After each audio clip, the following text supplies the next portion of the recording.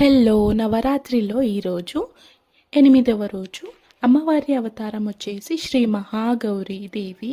ఇంకా కలర్ వచ్చేసి peacock green.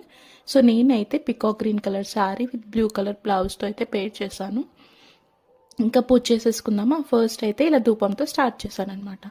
పూజ అంతా కంప్లీట్ చేసుకొని నైవేద్యంగా అయితే పుండి కూర, అదే గోంగూర అంటారు కదా, పుండి కూర, జొన్న రొట్టె అయితే పెట్టుకుంటాం ఈరోజు. ఇంకా బెరికి రొట్టె కూడా పెడతారు, మేము జొన్న రొట్టె పెట్టేసాము.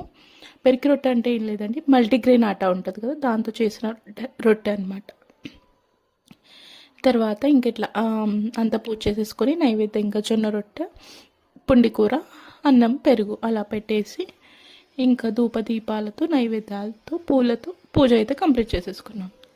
యాదేవి సర్వభూతేషు శ్రీ మహాగౌరీ దేవి రూపేణ సంస్థిత. నమస్తస్యై నమస్తస్యై నమస్తస్యై నమో నమః. Thanks for watching.